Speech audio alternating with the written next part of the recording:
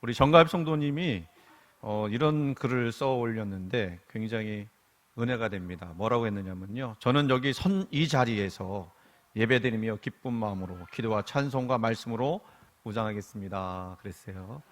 예, 여기 계신 분들 같은 마음이 되었으면 좋겠습니다.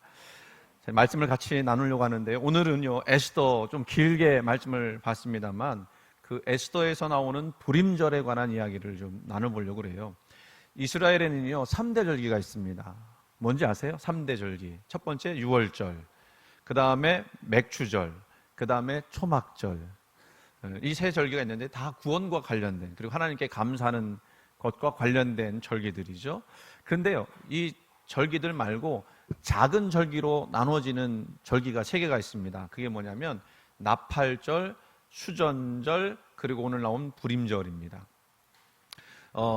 유월절, 맥추절, 초막절은 출애굽할 때부터 이제 생겨난 절기라고 하면, 나팔절, 수전절, 불임절 같은 경우는 그 이후에 역사적 맥락에서 나온 그런 절기들이에요.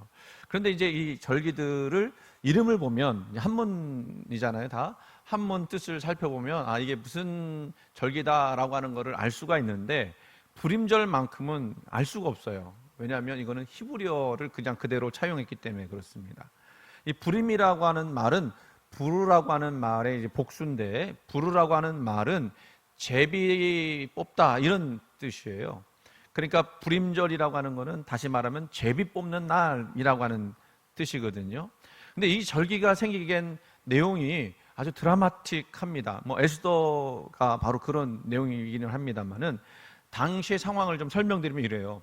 이스라엘 백성들이 바벨론으로 포로로 잡혀갔다가 바벨론이 이제 페르시아의 정복이 되면서 페르시아의 지배를 당하게 된 때였습니다. 그때 당시에 고레스라고 하는 왕이 유다인들을 본토로 다시 귀환할 수 있도록 허락을 했습니다. 그래서 많은 유대인들이 1차, 2차, 3차 본토로 귀환을 했습니다. 그런데요, 거기서 오랫동안 정착했던 유대인들 중에는 그냥 거기서 살자 하고 그 페르시아에 정착하고 살았던 사람들이 남아 있었어요. 근데 에스더의 그 배경은 바로 아하수에로 왕 때에 통치했던 그때의 이야기입니다. 우리 성경에는 아하수에로라고 되어 있지만 그 학명으로는, 그 역사적인 이름으로는 크세스라고 하는 왕 이름이고요. 여러분이 알고 계신지는 모르겠습니다. 영화 300에 그 희한하게 아주 막 기괴하게 고리 달고 막 했던 왕 얼굴이 있는데, 그 사람이 바로 아하수에로 왕이거든요. 근데 아하수에로 왕이요, 그 왕이 통치하면서 그 전국 127지방을 다스렸습니다. 그게 인도로부터 아프리카 구스까지 그 굉장히 넓은 지역을 통치하고 있었던 때였거든요. 그 아하수에로 왕이 이제 수상궁에 이제 즉위하고 난 뒤에 3년이 지났습니다. 그리고 잔치를 벌여요. 역사적으로 보면 그 잔치를 벌였던 때는 아마 이제 전쟁을 앞둔 때였다라고 이야기를 하는데, 어쨌든 지방 관리들과 신하들을 다 불러서 몇 날 며칠을 아주 그냥 즐겁게 잔치를 하다가 왕이 기분이 좋아졌어요. 아주 그냥 기분이 업됐습니다. 그래서 자기의 아름다운 왕후 와스디를 부릅니다. 와서 얼굴 좀 비치라고. 그랬는데 와스디가 그래도 자기 왕후잖아요. 왕후인데 그 남자들 술자리 하는 데 가서 얼굴 비치는 게 자존심이 상했던 모양입니다. 안 나왔어요. 그러니까 왕이 어떻게 됐어요? 기분이 상했습니다. 그래서 아예 폐위시켜버려요. 그게 그 어떤 그 소문이 퍼져서 그 아녀자들한테 소문 퍼지면 다른 부인들도, 평민들도 부인들이 남편 말 안 듣는다고, 그래서 이제 폐위시켜 버렸거든요. 그러니까 이제 폐위시켰으니까 어떻게 해야 돼요? 왕후를 다시 뽑아야 되는 상황이 됐습니다. 그때 그 페르시아 수도의 유대인 베냐민 자손의 모르드게라고 하는 사람이 살았고요. 그 사촌 동생이 누구냐면 에스더라고 하는 그 여인이었어요. 왕후 후보자를 모집해서 이 에스더가 차출이 된 모양입니다. 그 왕궁에 들어가게 되었고, 하나님의 놀라운 은혜로 말미암아 왕후까지 되었습니다. 하나님 역사하신 거죠. 왜냐하면 에스더는 이방인이란 말이에요. 페르시아에서는 그 이방인 여자가 왕후가 된다는 것은 기적 중에 기적인 거죠. 그때 당시 총리는 누구였느냐면 아각 사람 함무다다의 아들 하만이라고 하는 사람이었습니다. 이 사람은 그 권세가 얼마나 대단했는지 모든 사람이 이 사람 지나갈 때마다 절을 하고 인사를 했던 그런 사람이었어요. 그런데 오로지 한 사람만은 절을 하지 않는 거예요. 누구냐면 대궐문에서 그 대궐문을 관리하는 그 모르드게, 이 사람만큼은 무릎도 꿇지 않고 인사도 안 하는 것입니다. 그러니까 하만이 자존심이 상한 거예요. 누군지 알아보니까 모르드게라는 사람이었고 유다인이라는 사실을 알게 되었습니다. 그래서 야, 모르드게 죽여버려야 되겠다 마음을 먹었는데, 모르드게만 죽이지 말고 그 민족을 완전히 싹쓸이 해버리자, 그렇게 생각을 하고 왕에게 가서 갖은 그 사탕 발림을 해갖고는요 유대인들을 다 죽이기로 허락을 받습니다. 이제 하만이요 유대인들을 몰살하기 위해서 날짜를 정하는 거예요. 야, 이 날짜를 어떻게 하면 좋을까? 여러분 어떻게 정했으면 좋겠습니까? 네? 여러분 같으면 어떻게 정했으면 좋겠어요? 그러니까 하만에게 있어서는 이 유대인들, 꼴 보기 싫은 유대인들을 다 죽여버리는 날을 정하는 날이니까 자기한테는 길일이야, 길일. 그러니까 그때 당시 방법대로 어떻게 했냐면 제비를 뽑는 거, 막 흔들어서 뽑는 것이 바로 아달월 바로 13일이었다라고 이야기를 해요.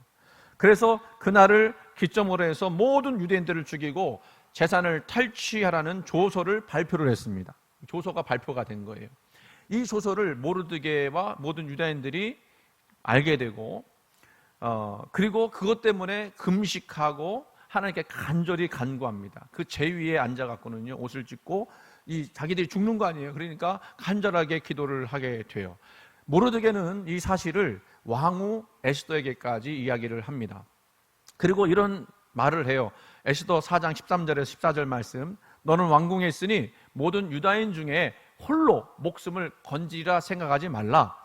이때에 내가 만일 잠잠하여 말이 없으면 유다인은 다른 데로 말미암아 노임과 구원을 얻으려니와 너와 내 아버지 집은 멸망하리라. 내가 왕후의 자리를 얻은 것이 이때를 위함이 아닌지 누가 알겠느냐. 여기 보면요 중요한 말이 나와요. 에스더야, 네가 우리 민족을 구원하기 위해서 왕에게 말을 해야 한다. 근데 너 말하지 않고 있으면 너는 홀로 구원받을지 모르겠지만 너 아버지 집은 멸망할 거다.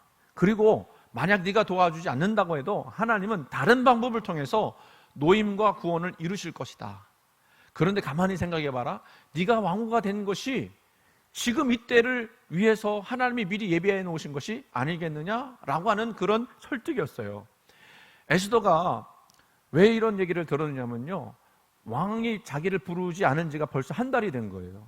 한 달 동안 왕 얼굴을 보지도 못했어요. 그렇다고 왕후 마음대로 왕한테 나가서는 안 됩니다. 그때 법도가 그랬어요. 그러니까 이 에스더가 유명한 말을 하죠. 뭐라고 그래요? 내가 나갈 테니까 당신들은 금식하십시오. 밤낮 3일을 먹지도 말고 마시지도 말고 나도 나의 시녀와 더불어서 금식한 뒤에 규례를 어기고 왕에게 나아가리니, 그 다음에 뭐라고요? 죽으면 죽으리다. 목숨 걸고 내가 이 일을 말하겠습니다 라고 하는 그런 내용이었어요. 그래서요 에스더가 3일을 금식했습니다. 근데 3일 금식하면 어떻게 됐을까요? 얼굴이 좀 초췌해지지 않았을까요? 근데 하나님이 또 은혜를 주신 거예요. 금식하면 이뻐지게 만드시나 봐요. 이뻐지고 싶으신 분들은 3일 금식을 하시면 됩니다. 자, 그래서 금식을 하고 나갔는데 왕이 들어오라고 하지도 않았는데 나가면 이게 왕을 비하한다고 생각한 거예요. 그래서 그 경비대장, 시위대장 있죠? 시위대장이 그냥 죽여버려요. 왕후인데도 불구하고. 그런데 왕후가 딱 들어오는데 이 아하수에로 왕이 딱 보니까 너무너무 아름다워요. 너무너무 사랑스러워요. 그래서 이제 허락을 해주는 겁니다. 허락을 해줄 때 뭘 내미냐면 금호를 내밀어요. 그러면 금홀에 딱 손을 댑니다. 그러면 허락을 받은 거예요. 왕이 무슨 청이 있으니까 들어온 거 아니에요, 왕후가. 그러니까 이렇게 얘기합니다. 내가 무슨 요구든 들어줄 것이다. 나라의 절반이라도 달라고 하면 내가 줄 것이다. 과장법이죠. 나라의 절반 달라고 한다고 주겠어요? 그런데 그만큼 큰 청을 한다 할지라도 내가 들어주겠다라고 하는 그런 이야기를 합니다. 근데 아주 소박한 청을 해요. 그게 뭐냐면 내가 잔치를 벌일 것인데 그 잔치에 왕이 좀 나오시고 그 다음에 하만 이 총리가 같이 오셨으면 좋겠습니다 라고 청을 해요. 이제 그런 말하고 얘기했겠죠. 그리고 나서 그날 밤에 왕이 잠을 자려고 하는데요, 잠이 안 와요.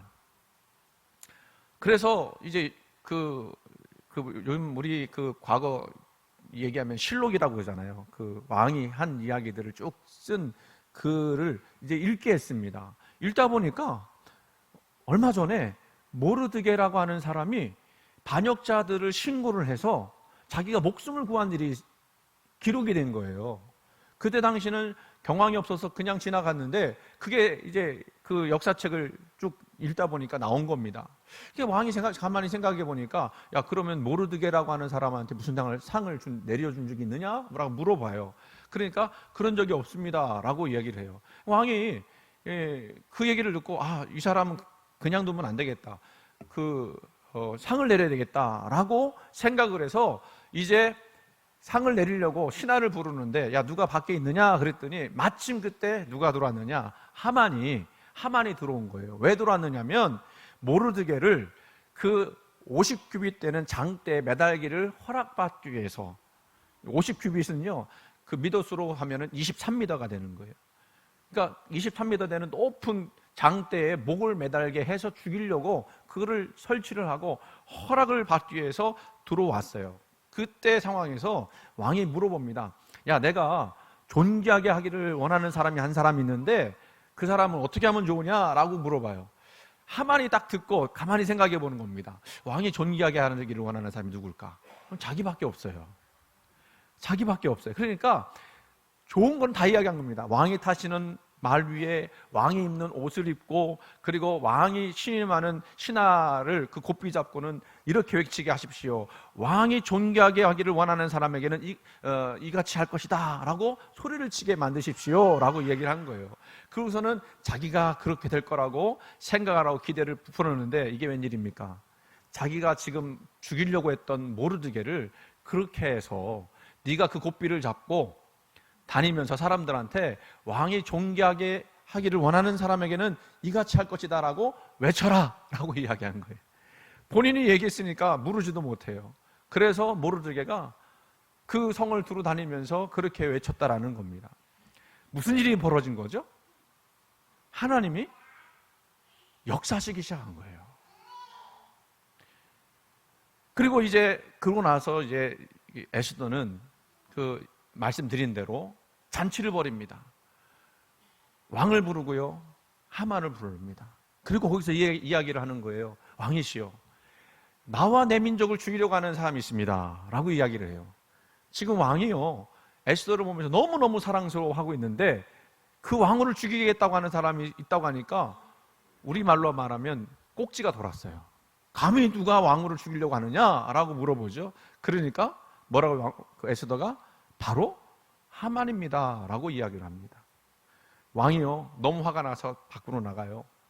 하만은 지금 죽게 된 겁니다. 그러니까 에스더를 붙잡고 살려달라고 그렇게 간청을 하는데, 그때 왕이 들어와요. 보니까 감히 왕후를 붙잡고 사정을 한단 말이죠. 저놈이 이제는 왕후까지 겁탈하려고 한다, 빨리 가서 죽여라 라고 해요. 그래서 하만이 모르드게를 잡아 죽이려고 했던 그 50규빗 23m 되는 그 장대에 누가 달려 죽게 됐어요? 하만이 달려 죽게 된 겁니다.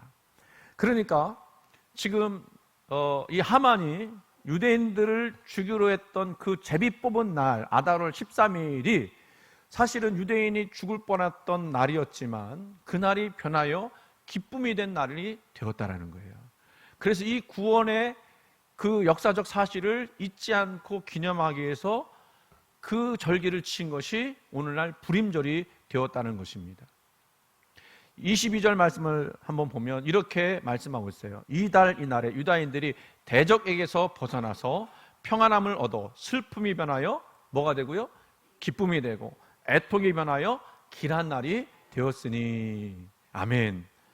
여러분, 이 말씀은 이 불임절이 어떤 날이고 그리고 어떻게 지켜야 하는지를 말씀하고 있는 구절이거든요. 그 다시 한번 보면 대적에서 벗어나 평안하게 되었는데 그날이 슬픔이 변하여 기쁜 날이 됐고 애통이 변하여 길한 날이 되었다라고 하는 겁니다. 그래서 얼마나 기쁜지 서로 예물을 주고받으며, 그 생각하니까 발렌타인데이, 화이트데이 그 생각이 나는데, 서로 예물을 주고받고 가난한 자를 구제하는 그런 일들을 하게 됐다는 겁니다. 이 하만이라는 자는요, 자기가 유대인들을 죽이려고 했던 그날이 오히려 그에게는 길한 날이 아니라 흉한 날이 되었고, 그 죽을 날을 자신이 뽑게 되었다는 사실은 알지 못했다는 거예요. 한마디로 말하면 자기 꾀에 자기가 빠진 것이라고 말씀을 드릴 수 있습니다. 여러분, 잘 기억하시기 바랍니다. 하나님은요, 악인의 꾀를 무력화시킬 뿐만 아니라 그것을 통해서도 하나님은 역사하실 수 있다라고 말씀을 드릴 수 있습니다. 여러분, 우리 삶에도 마찬가지입니다. 우리 삶에 이거는 길하지 않고 흉해라고 생각하는 그런 일들이 종종 있을 수 있어요. 그런 일 있지 않습니까? 어떻게 좋은 일만 있겠어요? 어렵고 힘든 일도 있지 않습니까? 그것 때문에 우리는 슬퍼하고 또 낙심도 하지만, 여러분, 그걸 믿으시기 바랍니다. 하나님은 그것을 들어 쓰셔서 하나님의 구원의 역사를 이루실 수 있는 분이시라는 사실을 꼭 기억하시길 바랍니다. 이걸 우리는요, 합력하여 선을 이루시는 하나님이라고 말씀을 드릴 수 있어요. 환난의 날이 찾아왔지만 변하여 전화위복이 되어지게 하십니다. 하나님의 생각은 우리의 생각과 다르고 하나님의 길은 우리의 길보다 더 높고 위대합니다. 그래서 많은 대적에게서 우리를 구원해 주시고 하나님의 구원의 역사를 보여주셔서 슬픔이 변하여 기쁨이 되게 하시고 애통이 변하여 귀한 날이 되게 하실 수 있음을 믿습니다. 우리 하나님은요, 지금도 드러나지 않지만 새 일을 행하시고 택하신 백성을 땅끝에서부터 보호하여 지켜주십니다. 이 사건이 바로 예루살렘에서 일어난 사건은 아니지만, 그러나 유대인들에게 일어난 사건이기 때문에 그 구원의 절기를 지금도 지키고 있어요. 여러분, 오늘이 13일이고 이틀 지나면 광복절입니다. 우리의 광복 역시 하나님께서 합력하여 선을 이루신 날인 줄 믿습니다. 이 광복절을 맞이해서 이미 다른 나라에서는 개봉했지만 우리나라에서는 이제 8월 15일에 맞춰서 개봉하는 영화가 있습니다. 제목이 오펜하이머라고 하는, 그런, 저거 영화 포스터는 아니고요, 오펜하이머라고 하는 영화 제목인데 사람 이름이에요. 이 사람은 누구냐면 원자폭탄의 아버지라고 불리는 사람입니다. 바로 원자폭탄 만든 사람이에요. 근데 혼자서 만든 건 아니고요, 정확하게 표현하자면 맨하튼 프로젝트라고 하는 원폭 개발 프로그램의 수장이었습니다. 책임자였습니다. 원래 원폭이 만들어지게 된 이유는 그거 나중에 보여줘야 되는데, 2차 대전 독일 때문에 그랬어요. 독일이 원자폭탄을 만들고 있다는 소식이 영국과 미국에 들렸습니다. 그래서 영국이 만들려고 하는데 기술력이 떨어지는 거예요. 그래서 미국이 니들 한번 만들어 봐라 소식을 전해줬어요. 미국에서는 난리가 났습니다. 만약에 독일이 원자폭탄까지 만든다면 이 전세는 이제 걷잡을 수 없게 되는 거겠죠. 그래서 이제 미국도 원자폭탄을 만들기 시작해요. 그러던 중에 하나님의 은혜죠. 독일이 패망을 합니다. 히틀러가 방공호 속에 있다가 자살을 해버리면서 그 뒤에 독일은 그 패망을 하고, 그리고 원자폭탄 개발도 멈추게 된 거예요. 그러나 이제 독일이 망했다고 원자폭탄 만들던 거 안 만들까? 그럴 수 없죠. 이거 만들어야 된다. 그래서 다 만들어진 상황이었기 때문에 끝까지 이제 원폭을 개발을 하게 됩니다. 그리고 완성을 했어요. 그런데요, 그때 당시는 또 어떤 전쟁이 펼쳐지고 있었느냐면 태평양 전쟁이라고 하죠. 일본이 태평양에서 전쟁을 치렀기 때문에 태평양 전쟁이라고 그러는데, 그 일본도 지금 패색이 짙어지는 가운데 있음에도 불구하고 이런 구호를 외쳤어요. 1억 총옥세. 이게 무슨 말이지? 잘 못 들어본 말이죠. 1억 명의 사람들이 옥처럼 부서지도록 전쟁을 벌이겠다, 그런 얘기예요. 그러니까 1억 명의 사람을 희생시켜서라도 이 전쟁에 이기겠다라고 하는 각오를 이야기한 것이 1억 총옥세였습니다.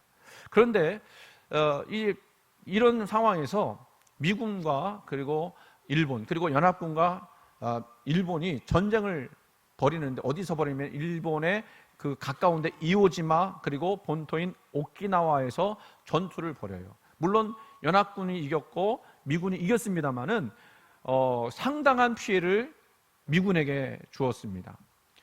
그런 상황이 벌어지니까 미국의 인내심이 점점점 떨어진 거예요. 일본의 비타협성의 참을성을 잃고는 이제 표현이 이거예요. 이거 외교관이 쓴 표현인데 굉장하고 장엄하고 뭐라고 항의할 수 없을 만큼 결정적인 방식으로 전쟁을 끝나고 싶은 유혹에 빠졌다. 그거예요. 그러니까 쉽게 말하면 한 번 그냥 끝장내버리겠다. 한 번에 끝장내버리겠다. 그런 유혹에 빠졌다라는 거, 미국이. 그 뭐가 있을까요? 뭐밖에 없어요. 지금 만들어 놓은 원자폭탄밖에 없는 거예요. 그래서 그 원폭을 사용하게 되는데 그게 지난주일 8월 6일 날짜였죠. 8월 6일 날짜에 히로시마에 떨어졌고요. 그 3일 뒤에 8월 9일에 나가사키에 원폭을 떨어뜨렸어요. 그 희생자는 히로시마에서 죽은 사람만 14만 명, 그리고 나가사키에서 죽은 사람은 7만 명이 사망을 했습니다. 합하면 21만 명의 민간인이 희생이 되었어요. 거기에 안타깝게도 우리 동포들이 일본에 끌려갔다가 거기서 노동 착취당하면서 억울하게 죽은 사람 숫자만도 7만 명이 됩니다. 이 오펜하이머라고 하는 사람은요, 자신이 개발한 핵무기였지만 일본의 수십만 명이 죽는 것을 보면서 마음 편할 리가 없었어요.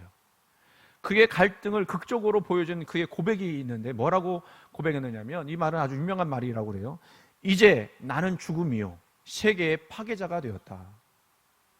자기가 만든 그 폭탄 때문에 한두 명도 아니고 수십만 명이 사망하게 된 걸 보고 이렇게 이야기한 거예요.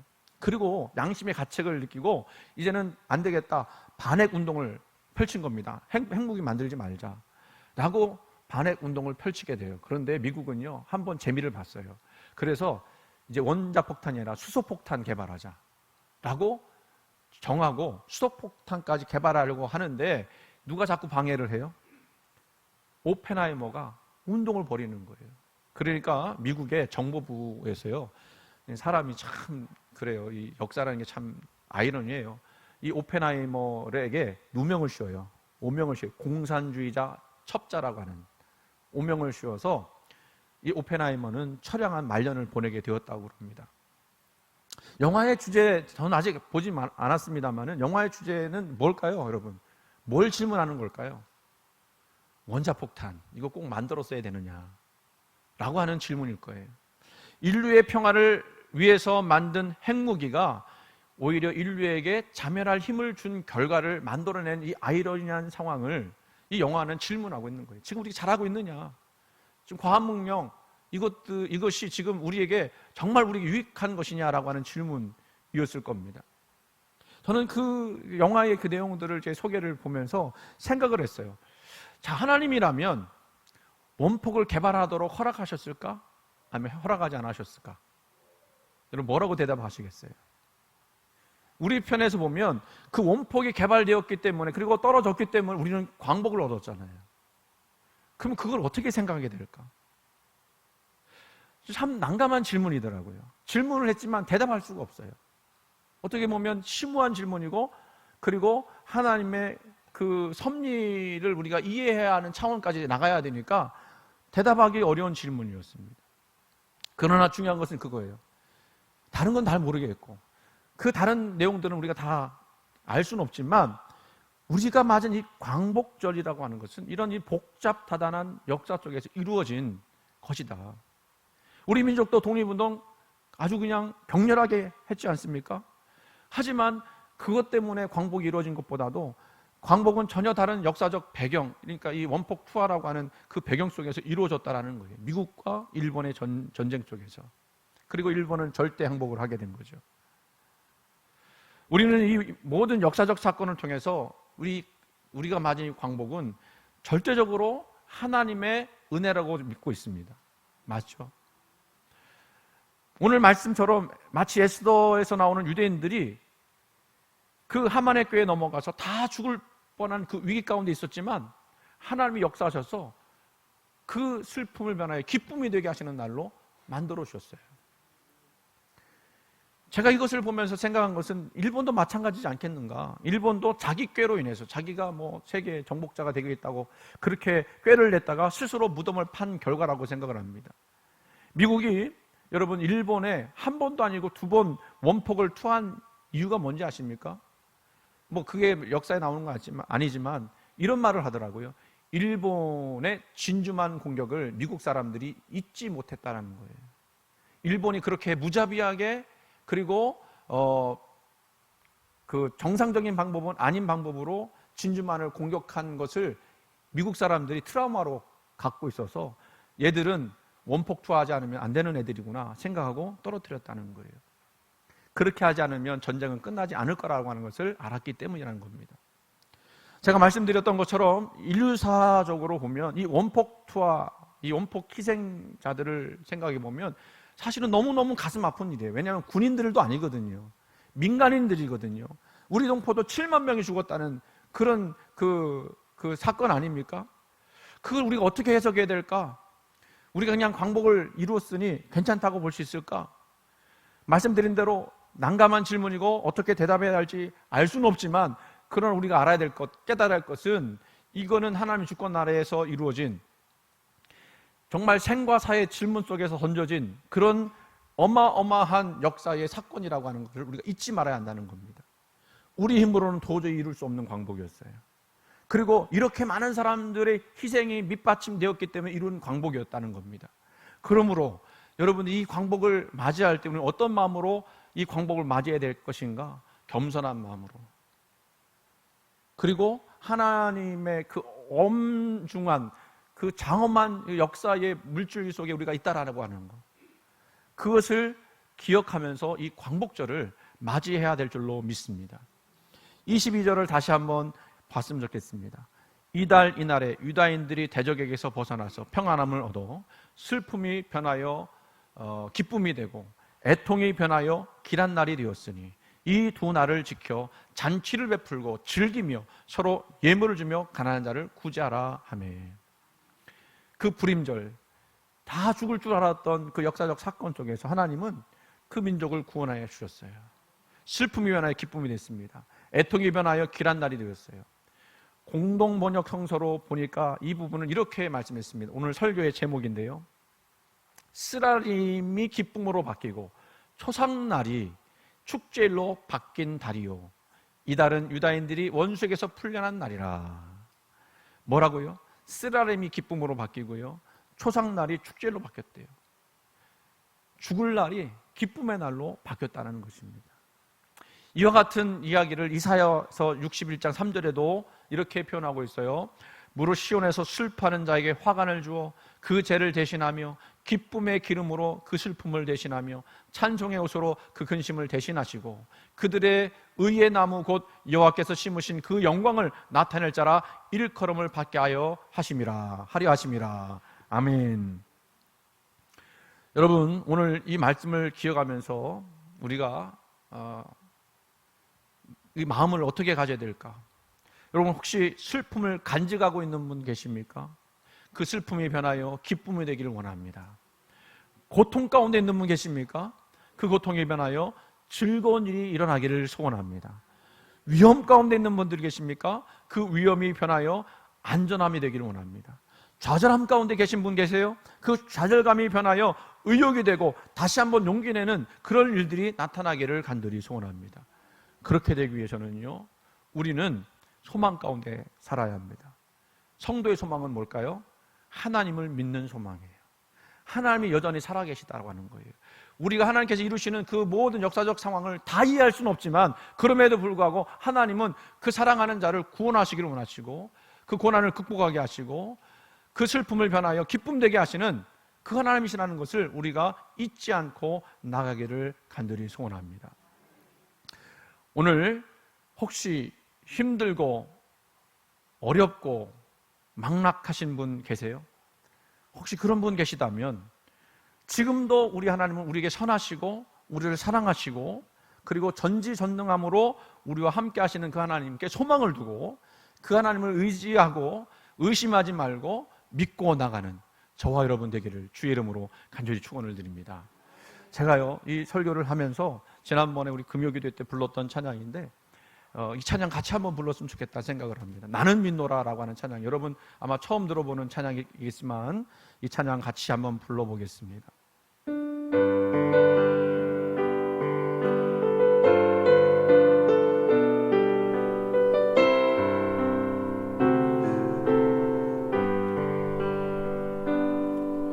깊은 슬픔 가운데 홀로 방황할 때에 주님은 나를 위로하셨고, 힘든 세상 속에 지쳐 쓰러질 때도 주님은 나를 인도하셨네. 나는 믿노라 하나님이 함께 하심을. 나는 믿노라 하나님이 함께 하심을. 나는 믿노라 하나님이 나와 함께 하심을. 나는 믿노라. 깊은 수렁 속에서 혼자 울부짖을 때 주님은 나를 건져내셨고, 죄악된 세상으로 다시 달려갈 때도 주님은 돌아오라 하셨네. 나는 믿노라 하나님이 함께 하심을. 나는 믿노라 하나님이 함께 하심을. 나는 믿노라 하나님이 나와 함께 하심을. 나는 우리 4절 원치 않는 질병이 심히 괴롭힐 때에 주님은 나를 치유하셨고, 주난 일하기 위해 능력 달라 할 때에 주님은 앞좋은 사 주셨네. 나는 믿노라 하나님이 함께 하심을. 나는 믿노라 하나님이 함께 하심을. 나는 믿노라 하나님이 나와 함께 하심을. 나는 믿노라. 다시 한번 합니다. 나는 믿노라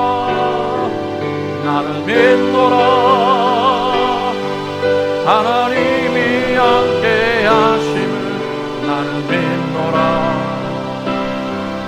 하나님이 함께 하심을. 나는 믿노라 하나님이 나와 함께 하심을. 우리 다시 한번 가슴에 손을 얹고 나는 믿노라 하나님이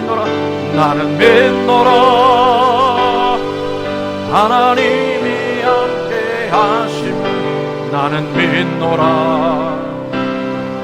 하나님이 함께 하심을. 나는 믿노라